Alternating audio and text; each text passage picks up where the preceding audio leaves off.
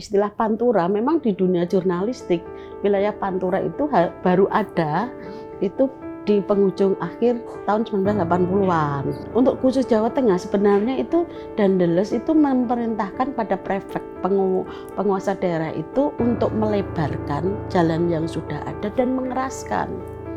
Jadi tidak membuat baru. Wilayah yang dulu Pantura itu wilayah yang urat nadi ya kan kemudian bergeser.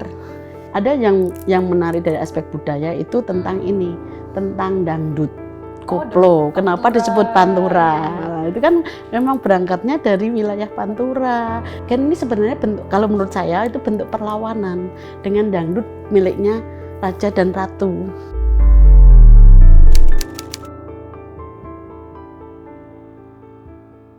Halo Sobat Historia, kembali lagi di program Dialog Sejarah. Hari ini kita akan membahas fenomena yang sangat menarik dan juga peristiwa sejarah yang sangat menarik. Mungkin teman Historia sering banget lewatin suatu jalan yang bernama Jalan Raya Pantura.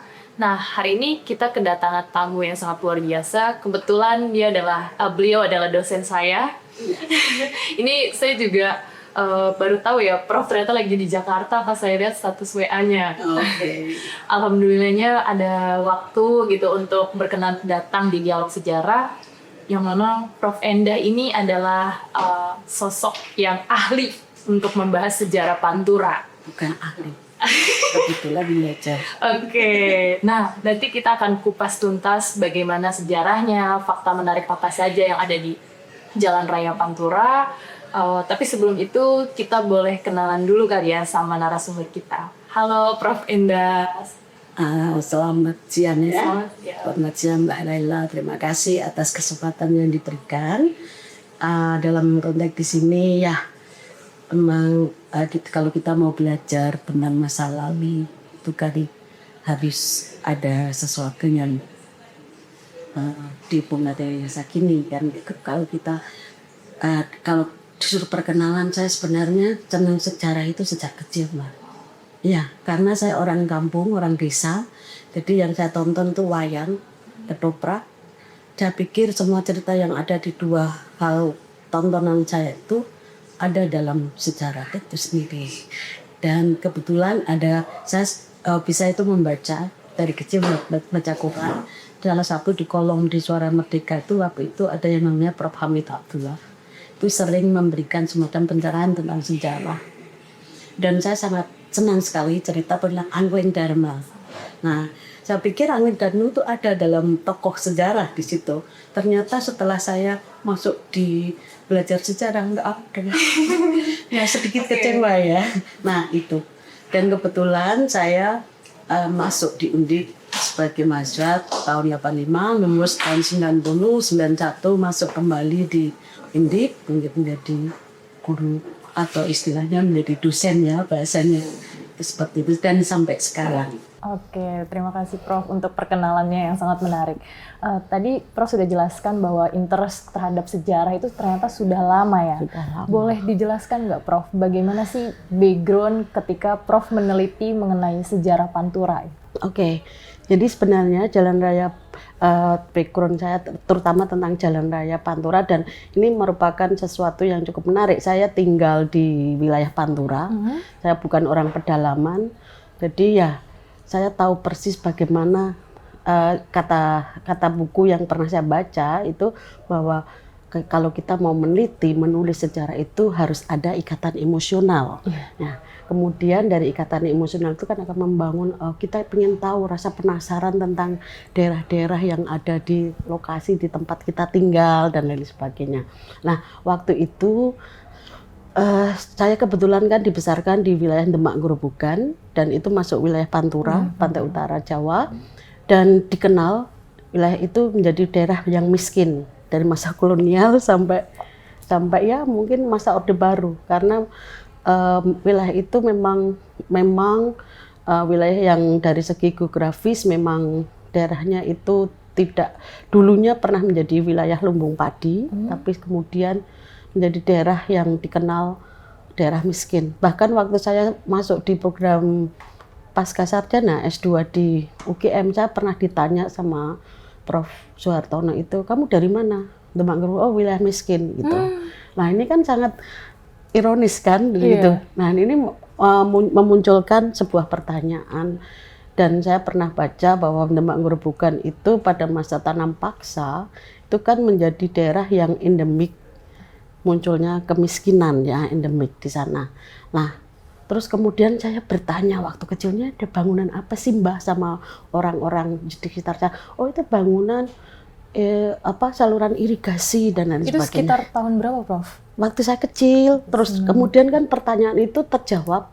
Akhirnya saya pengen teliti bagaimana sih penanggulangan. Kalau kemiskinannya kan sudah banyak yang menulis. Lah saya pengen tahu pada masa kolonial, pemerintah kolonial itu pernah enggak melakukan semacam upaya penanggulangan kemiskinan di wilayah tersebut. Ternyata saya ambil tema itu di tesis saya dan saya menemukan beberapa fakta yang menarik dari pemerintah kolonial itu untuk menanggulangi kemiskinan di wilayah itu, ya, untuk meningkatkan kesejahteraan penduduk. Salah satunya kan ada istilahnya untuk peningkatan produksi padi maka dibangun sarana irigasi. Lah saya temukan waktu saya SD itu bangunan irigasi itulah.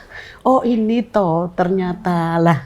Ini kan ada ikatan yang dan saya menemukan data itu kalau ini ada hubungannya dengan masa lalu ya. Saya temukan waktu S2 ini salah satu semacam tinggalan masa kolonial untuk meningkatkan produksi padi lewat itu tadi pengairan. Nah, dan saya berangkat dari ini ikatan emosional. Jadi saya ada kebanggaan ya mengungkap masa lalu dari tinggalan artefak ya yang ada di wilayah saya lewat itu tadi fakta historis. Kemudian tema saya tentang Pantura ini waktu itu saya diuji oleh Prof Bambang. Salah satu yang menyebabkan dalam tesis saya itu adalah perubahan ekologi yang diakibatkan karena pembangunan Jalan Raya Dandeles. Nah, kan gitu.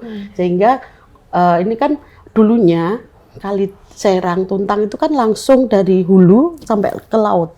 Nah, setelah ada pembangunan jalan raya itu menyebabkan banjir.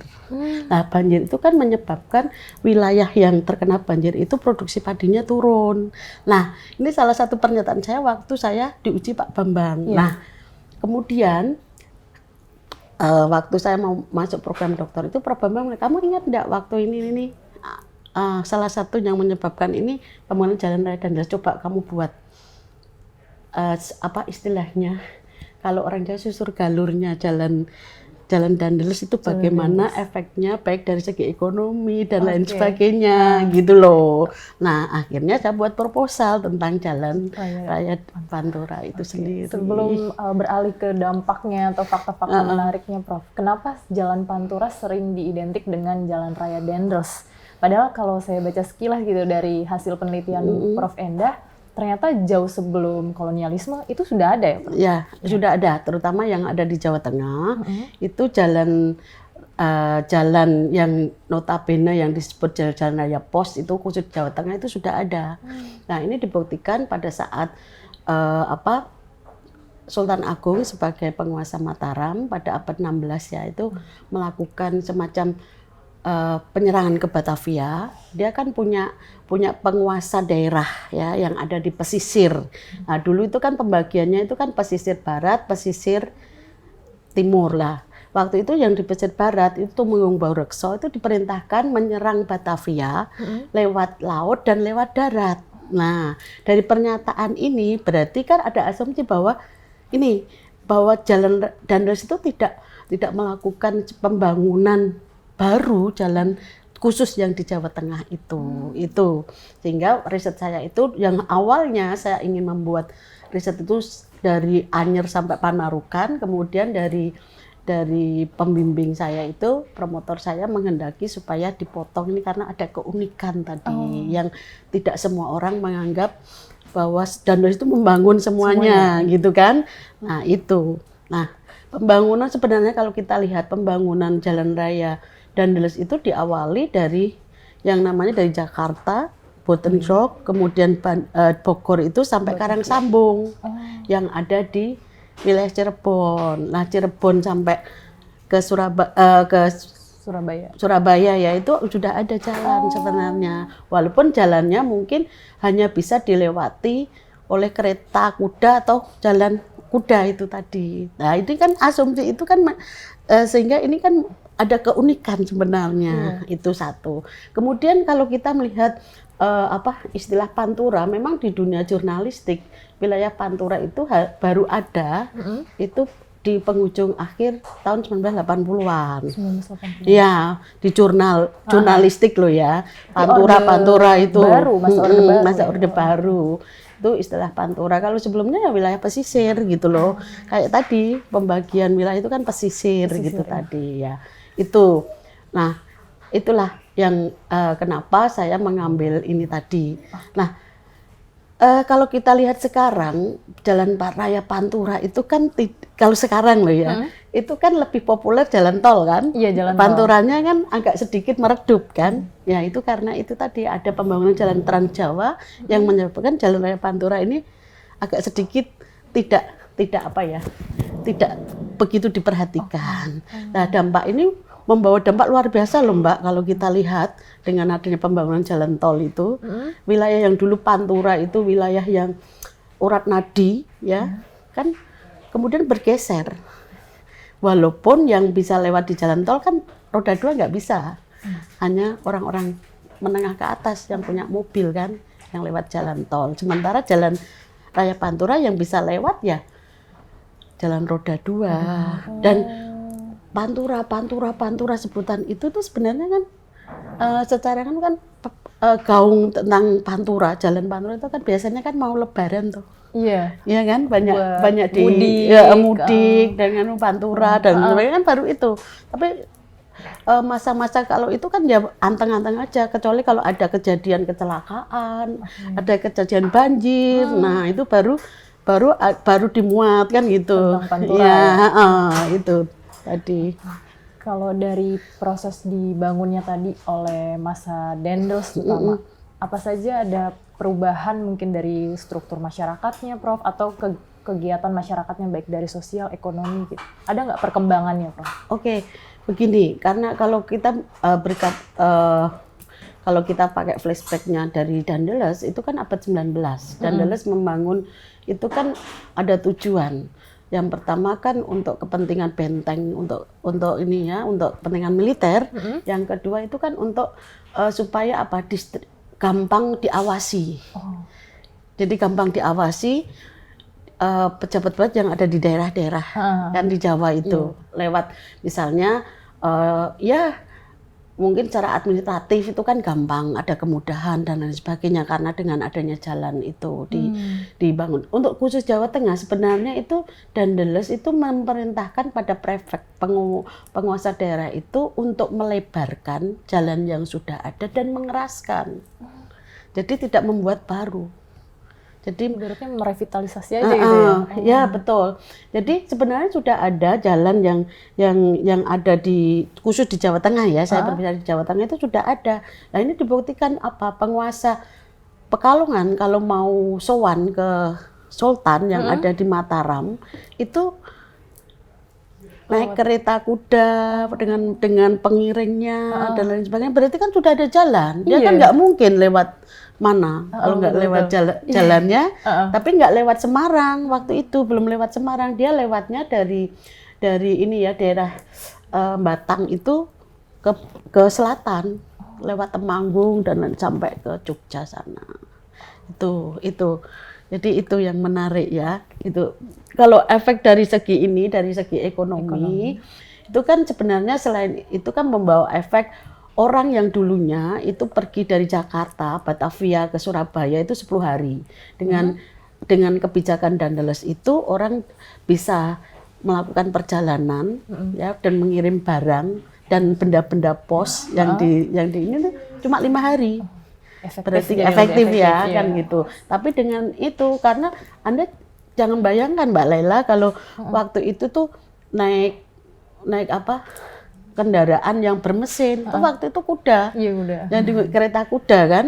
Nah sehingga pada dari ini rute yang misalnya Batavia sampai Surabaya itu ya sekitar 8 pal kalau nggak salah itu harus ada pesanggerahan atau brak namanya untuk istirahatnya kuda-kuda ini. Tadi kaki kuda itu dilihat, kan dia pakai sepatu kan, sepatu itu dilihat. Dia kaki nganunya sepatunya nganu panda, terus dikasih makan. Kayak sekarang ya pom bensin kan, untuk rest area dan lain sebagainya seperti itu. Nah, itu ada tempat istirahat itu, dan yang menyediakan pejabat daerah di sana lewat kerja, ya itu tadi apakah itu lewat kerja paksa atau lain sebagainya. Jadi harus disediakan. Itu policy dan pada saat itu untuk apa istilahnya pembangunan infrastruktur harus didukung kan, penunjang-penunjangnya seperti itu. Kalau dampak komoditas ataupun akomodasinya, misal akhirnya dengan ada jalur tersebut muncul bisnis bus gitu, itu bagaimana, Prof? Kalau untuk kendaraan bermotor itu kan baru masuk di Jawa itu kurang lebih di awal abad 20, yaitu 1907 kalau nggak salah. Itu baru beberapa orang, dan konsumen dari kendaraan bermotor itu terutama para pekebun yang ada di perkebunan. Jadi fungsi jalan raya itu sebenarnya sebelum ada transportasi kereta api kan mengangkut komoditas pertanian, perkebunan kan gitu.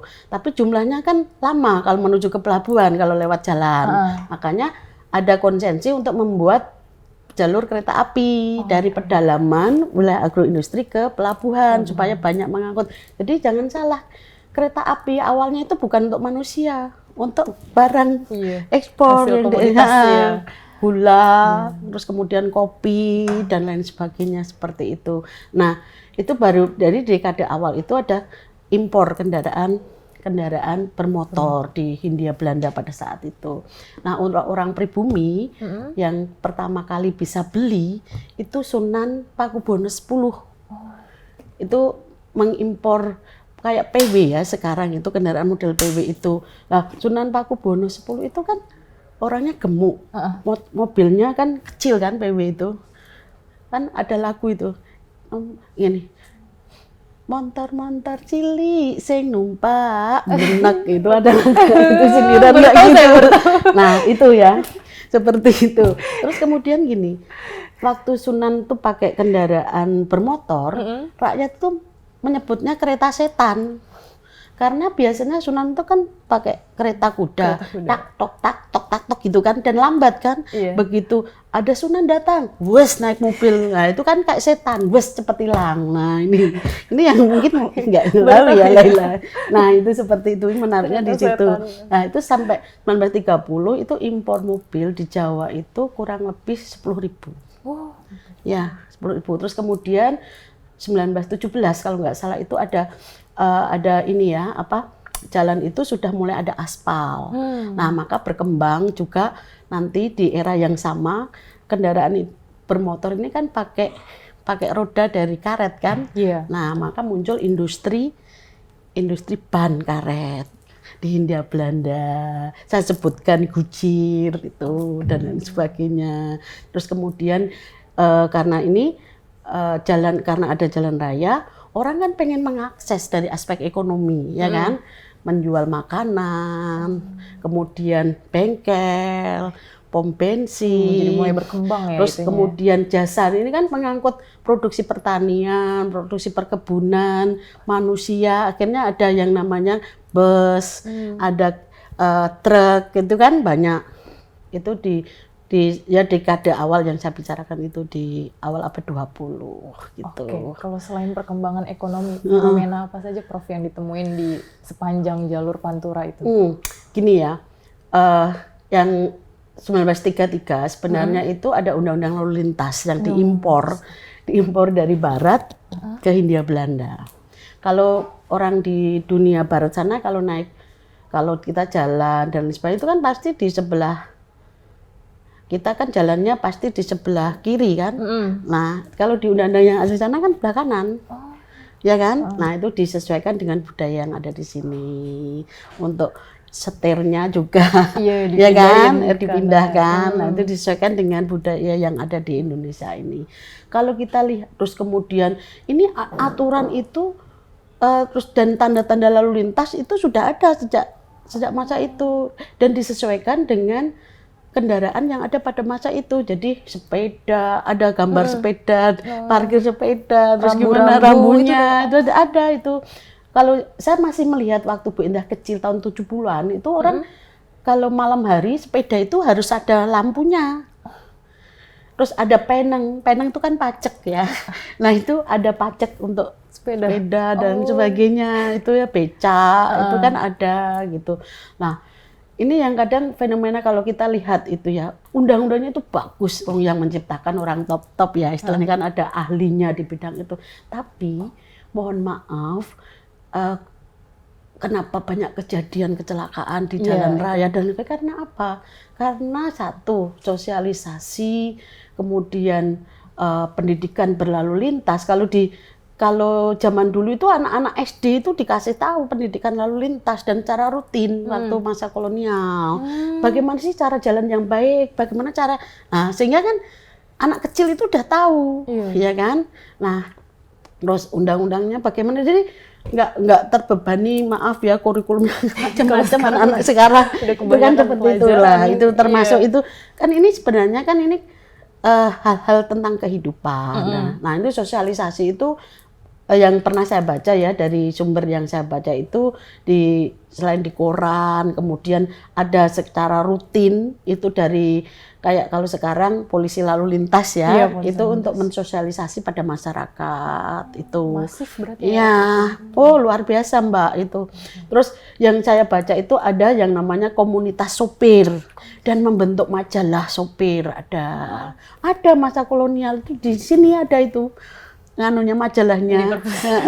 Terus kemudian tentang majalah bermotor itu ada. Dan di situ bagaimana cara, misalnya ya itu ada pendidikan tentang mesin berlalu lintas itu masuk di situ. Jadi sosialisasinya luar biasa. Itu satu. Terus kemudian ada yang namanya penegak hukum, ya kan? Penegak hukum itu nggak pandang bulu dia siapa. Dan dia selalu hadir di antara masyarakat lah sekarang itu. Terus kemudian kalau kita lihat sekarang, waktu saya penelitian ini, waktu saya S3 itu kan saya lulus 2016 ya. Jadi waktu saya riset itu 2013-14. Nah ini ya, apa istilahnya yang saya lihat itu, kenapa di dalam masyarakat kita itu kok nggak tertib gitu, ada apa? Nah itu. Perkembangan sekarang tuh justru kenapa Laila mungkin bisa semacam nganu ya, semacam ya nggak apa-apa, kita kan di sini diskusi kan, mungkin teman Historia tahu, nanti boleh komen di bawah. Ya betul. Nah itu kenapa itu?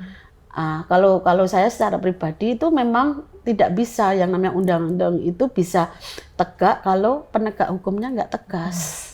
Jadi gitu, kan harus itu. Terus kemudian begini, sekarang ini ya mulai orde baru ya, itu dengan booming minyak, terus hingga income penduduk itu tinggi ya kan. Terus ada ini apa istilahnya, program repelitanya Soeharto itu kan bagus untuk swasembada pangan kan. Nah itu saya ini istilahnya ada semacam kebijakan skala nasional yang di sini ada kerjasama dengan pemerintah Jepang untuk memasukkan. Dulu awal-awal kan belum ada yang namanya produk mobil Jepang kan, nah, adanya dari Eropa dan dari Amerika yang datang ke Hindia Belanda. Lah ini produk Jepang bangsa Orde Baru itu, karena swasembada pangan kan membutuhkan jalan dibangun sampai ke desa-desa kan untuk mengangkut produksi padi ya, sampai ke wilayah pelabuhan atau distribusi ke kota-kota yang lain kan membutuhkan jalan yang bagus. Sehingga orientasinya Soeharto kan membangun sarana prasarana jalan itu sampai ke desa-desa, kemudian sarana pengangkutannya juga sama, sehingga muncul itu tadi impor mobil sampai ke ini, sampai ke pedesaan. Nah kan seperti itu. Nah itu, dampaknya apa coba kalau kita sekarang? Jalan raya Pantura itu kan sudah tidak secara rasio itu kan sudah tidak imbang antara ini luas jalan dengan yang ada di atasnya. Ya kan? Kan berlebihan. Itu karena apa? Saya masih ingat betul Bu Indah waktu jadi PNS yang bisa akses ambil kredit, karena saya kan ASN nggak bisa beli nggak bisa beli tunai kan, Oh, iya. harus kredit kan. Yang bisa kredit kendaraan bermotor roda 2 itu hanya ASN, TNI, garis miring Polri. Lainnya nggak bisa. Nah, ini sebenarnya sebagai usaha untuk pembatasan jumlah kendaraan itu bisa dilakukan dengan cara itu. Nah, di negara-negara Barat kenapa mereka nggak banyak naik kendaraan itu karena apa? Satu, pajaknya tinggi. Kedua, sarana transportasi umum bagus. Bagus dalam arti aman, nyaman, murah gitu loh. Dan terintegrasi. Nah, ya kan? Nah, sekarang ini di Indonesia nggak ada pembatasan akses untuk beli ini. Semua pun bisa beli. Bahkan orang-orang kecil saya tanya, kenapa Bu beli motor? Ya, saya bisa sampai rumah. Iya. Ya kan? Bahkan mungkin anak kos itu nek iso nang ngarep depan pintu kamar kos. Ya kan? Berarti apa relevansinya Prof kalau tadi perkembangan jalan raya tadi terutama jalan tol misal dengan perkembangan transportasi umum juga, apakah sebenarnya mereka saling bersaing atau bagaimana itu Prof? Ya sebenarnya begini ya, itu terlepas kalau saya membicarakan tentang ini, kebijakan ini harusnya kebijakan antar departemen, antar instansi itu kan terintegrasi, ya kan, nggak bisa sendiri-sendiri. Nah, ini kan sepertinya sendiri-sendiri tanpa ada koneksi gitu loh, internet terkoneksi. Ya, terus satu itu, terus kemudian yang kedua, siapa sih di balik pengusaha yang mengimpor, yang punya dagangan kendaraan bermotor? Apakah mereka pernah berpikir bahwa nanti ngebai dalan piye, dampaknya macet piye? Kan nggak pernah. Yang penting saya jualan laku, udah kan. Yang jadi persoalan itu kan ada semacam cerita yang nggak pernah. Ini saya masih ingat waktu saya diuji proposal, itu ada salah satu antropolog yang meminta saya, Mbak, aku gak pengen yang hadir dalam tulisanmu itu orang-orang yang biasa ditulis. Saya pengen orang yang nggak biasa tulis hadir dalam tulisan kamu.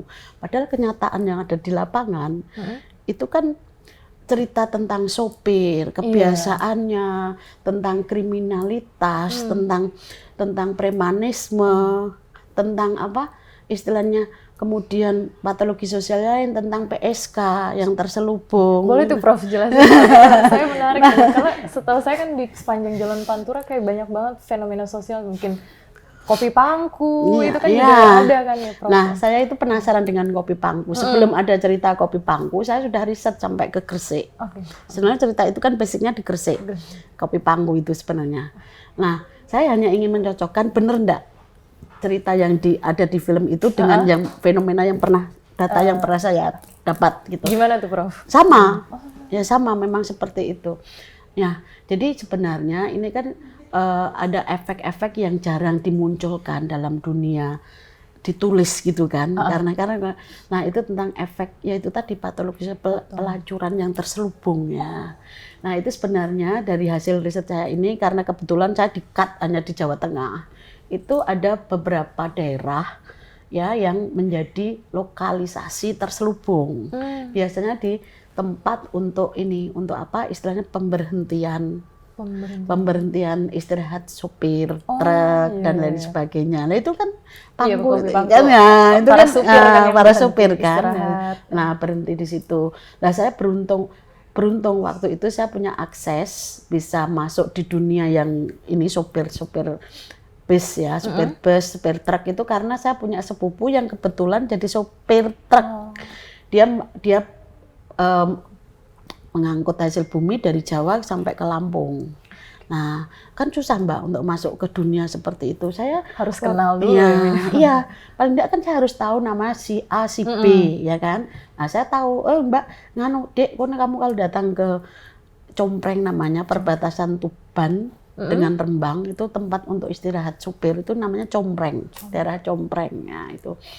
Nah itu di situ ada warung ya, ada warung. Saya di situ dan saya nggak pakai baju seperti ini. Saya pakai baju seperti biasa karena kalau pakai seperti ini dia nggak bakal ngomong kan gitu. Ya itu intinya di situ ya. Saya ingin ketemu sama si X yang udah ditunjuk sama informan saya itu.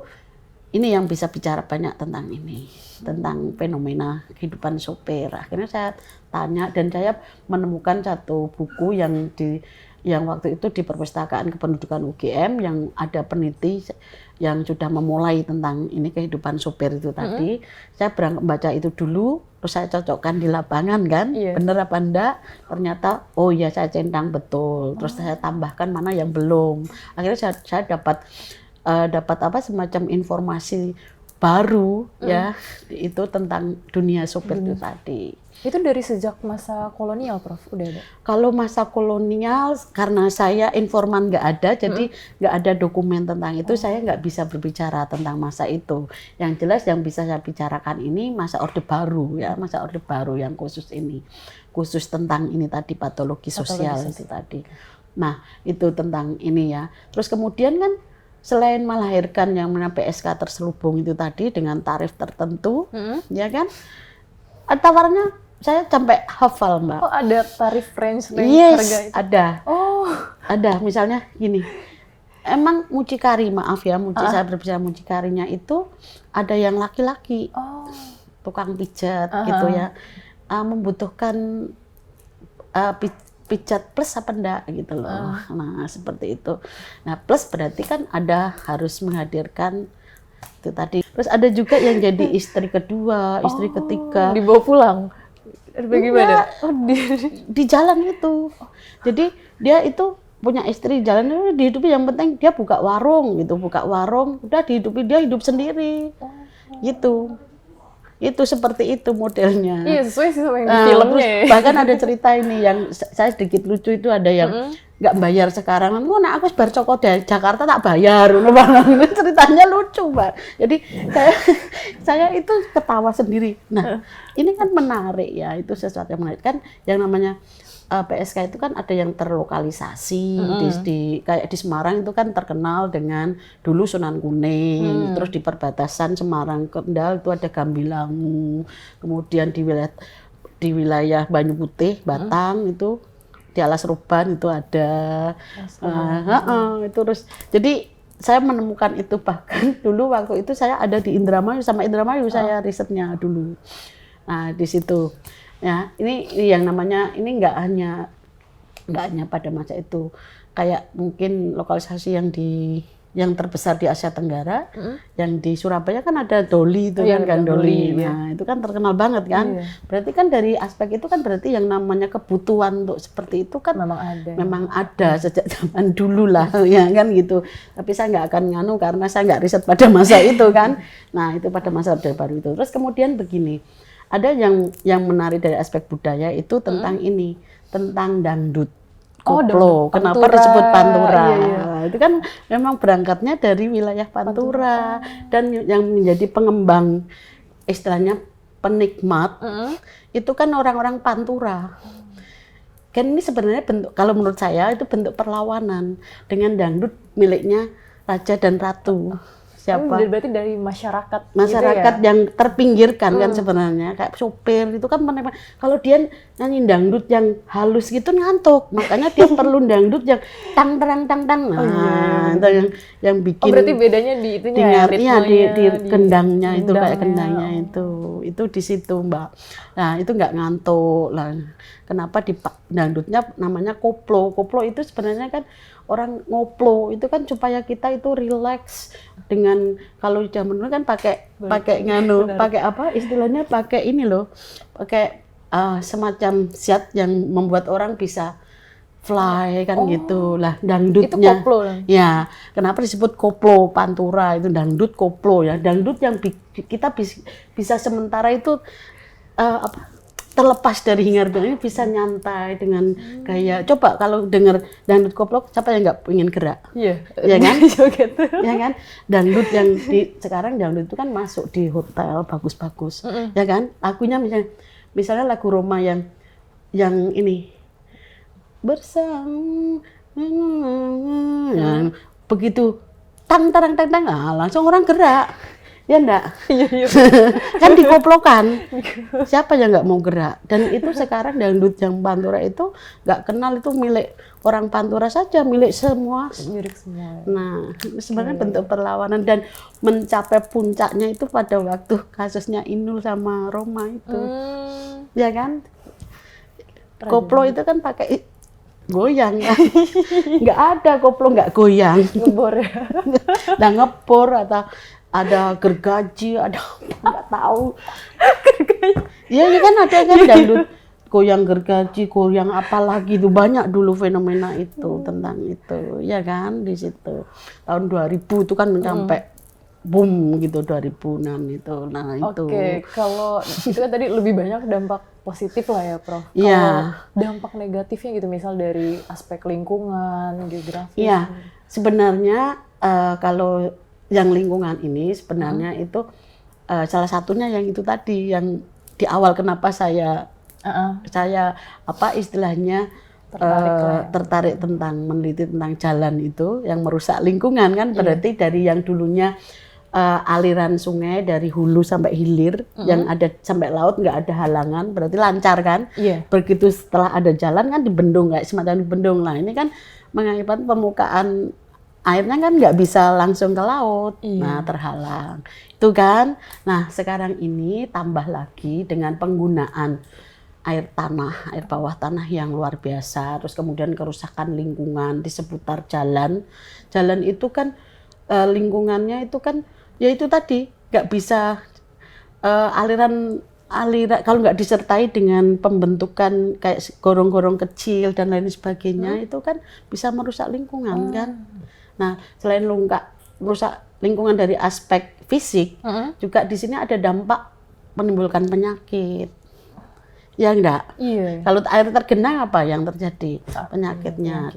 Kalau dulu malaria, sekarang kan demam berdarah macam-macam kan itu. Itu kalau di sekitar Pantura itu kira-kira penyakit apa aja tuh, Prof, yang akhirnya muncul? Iya.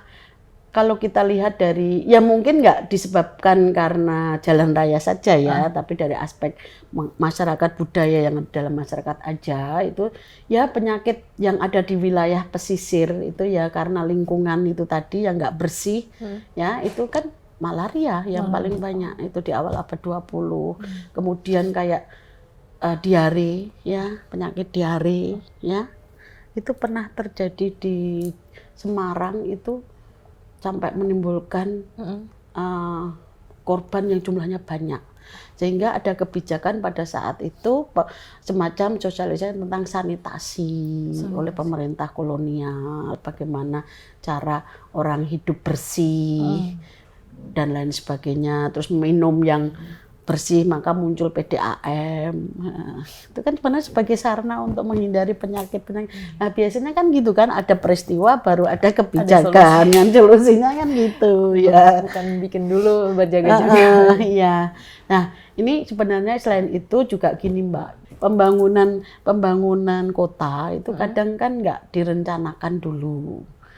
Ini misalnya kota itu misalnya kalau kota yang lama itu kan kita kan warisan masa lalu ya. Iya. Nah itu kadang kan ada semacam istilahnya aglomerasi, ya aglomerasi dari pengelompokan untuk yang kantor mana, untuk yang pasar mana, untuk yang sekolah mana dan lain sebagainya. Nah ini harusnya terkoneksi jalannya antar tempat-tempat ini.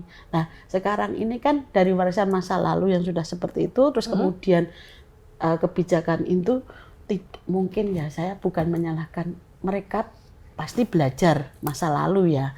Cuma itu kan kadang disesuaikan dengan kebutuhan sekarang kan. Nah, iya, itu mereka pakai itu ndak tata ruangnya yang dengan bagus apa ndak dan lain sebagainya. Jadi direncanakan dulu secara maksimal baru membangun gitu loh.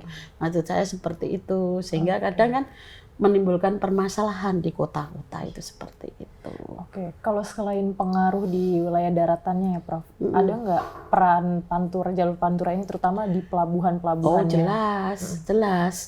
Itu jalan raya itu kan menyambungkan sebagai feeder untuk menuju goalnya kan di pelabuhan. Nah sarana untuk mengangkut dari pedalaman ke ini kan bisa pakai jalan salah satunya, jalan raya mengangkut produksi padi, mengangkut manusia menuju ke ini ke daerah yang lebih luas. Kemudian ada networking, jadi ada jaringan ya, jaringan antar kota. Senternya di mana? Kalau di Jawa Tengah itu senternya Semarang, itu otomatis kan ada jaringan ke wilayah ke barat itu kemana, wilayah ke timur kemana, wilayah ke pedalaman kemana. Ini kan lewat jalan, ya kan? Ada semacam. Terus jalan ini juga ada semacam jalan dipecah menjadi jalan yang lebih kecil, ya kan? Dan lain sebagainya seperti itu. Dan untuk apa ya itu tadi, untuk pengangkutan manusia, komoditas barang dan lain sebagainya itu tadi lah.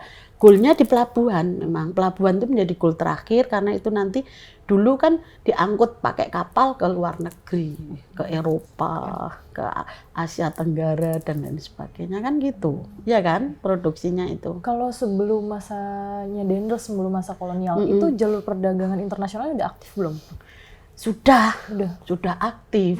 Nah, tadi saya sebutkan bahwa di sini kalau kita melihat ya munculnya Islamisasi itu kan juga lewat jalur perdagangan, salah satunya kan lewat perdagangan. Nah, perdagangannya kan laut, ya kan antar terkoneksi di laut antar satu pulau ke pulau lain, dari benua ini ke benua lain kan cuma terpotong-potong. Dan pada saat itu kan tidak menggunakan mesin uap, pakainya kan arah angin, sehingga perjalanan cukup panjang kan gitu. Nah, yang di daratan itu jalannya lewat apa? Sungai-sungai besar itu sebagai jalan rayanya. Sehingga pada masa itu kenapa kerajaan itu pasti dekat dengan sungai. Karena itu jalannya untuk orang berpindah dari satu tempat ke tempat lain kan itu. Nah, sementara jalan yang sekarang ini yang kita gunakan itu kan dulu hutan belantara. Dari segi keamanan, kenyamanan kan kurang dan belum ada kuda itu kan ya batasnya gak iso di koyok Jakarta ke sini kan nggak bisa kan harus berhari-hari dan lain sebagainya, dan nggak aman juga gitu loh. Aman dari aspek ini itu Mbak. Jadi memang ini tidak hanya di Indonesia, di Asia Tenggara sama posisinya seperti itu.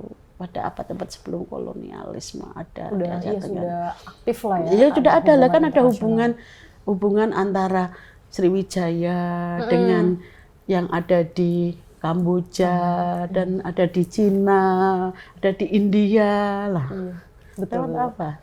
Kan itu gitu. Jadi sudah ada, Mbak Laila. Berarti selama kurang lebih 2 abad ya Pantura itu terbangun. Menurut Prof, semakin kesini tuh perkembangannya tuh seperti apa sih Prof? Apakah jadi lebih baik atau semakin berperan terhadap kehidupan kita gitu di masa kini? Iya, kalau kita berbicara tentang itu kan saya masih ingat tulisan maestro sejarawan kita bahwa jiwa dalam setiap zaman itu punya jiwa zaman. Nah, pada saat itu untuk kepentingan apa lah itu fungsinya seperti itu. Misalnya untuk masa Dendels untuk kepentingan itu. Nah, dari aspek kepentingan militer, untuk administrasi, kemudahan itu, juga untuk kepentingan ekonomi kan itu. Terus kemudian masa awal abad 20 yang siapa yang ada di jalan raya dan lain sebagainya kan bisa terlihat. Ya kan? Nah, terus pada masa Orde Baru bagaimana tadi kita sudah menceritakan. Jadi selama 2 abad itu saya pikir gini. Ya masing-masing itu kan punya semacam karakteristik ya yang berbeda-beda tergantung dari kebijakan yang diberlakukan antara pemerintah dengan itu tentang kebijakan tentang jalan itu sendiri. Kalau fungsinya sama kan memindahkan barang dan orang, cuma memudahkan itu sama kan fungsinya. Ya cuma itu tadi. Nek zaman awal abad 20 wong sing do mlaku wong di jalan raya kan sedikit. Kalau sekarang kan jumlahnya banyak. Bahkan kalau saya bilang gini, siapa kayak teori yang ada di ini loh, siapa yang kuat di hutan ya dia yang berkuasa, sama kan. Nah, di jalan raya siapa yang berani di jalan raya itu yang menang. Gitu. Nah itu menurut saya seperti itu ya. Jadi karena kebetulan kalau fungsi tadi sosial dan sebagainya, kebetulan kan saya nggak bisa menceritakan dari aspek secara keseluruhan, tapi berdasarkan data yang saya kumpulkan seperti itu yang tadi saya ceritakan. Oke. Gitu. Pas zaman Dendels itu beneran ada upahnya atau enggak sih? Begini, kalau karena saya kan nggak ngambil yang ada di luar konteks Jawa Tengah ya. Jadi itu tadi diperintahkan kepada prefek penguasa itu apa istilahnya untuk melebarkan dan untuk istilahnya mengeraskan. Nah, jalan yang sudah ada. Nah, masalah upah itu kalau yang di dalam tulisan Djoko Marihandono itu ada yang membangun dari Bogor sampai ini. Nah, cuma kadang kan dikorupsi kan gitu. Nah, seperti itu. Nah, kalau kita lihat ya yang namanya yang istilahnya dari aspek ekonomi kan kita punya yang disebut dengan ikatan feodal. Ya, ikatan feodal itu kan ada yang disebut dengan penyerahan wajib berupa hasil bumi, penyerahan tenaga kerja. Nah, penyerahan tenaga kerja itu kan diserahkan kepada penguasa dari rakyat. Nah, pada masa itu yang berkuasa itu kan masa kolonial dan itu kan tuannya itu kan ada dua. Tuan orang pribumi dan tuan orang asing. Tapi orang asing ini karena jumlahnya sedikit, dia nggak sampai ke bawah, maka menggunakan kewenangan yang dimiliki oleh penguasa pribumi. Gitu loh. Oke, ini pertanyaan terakhir aja, Prof.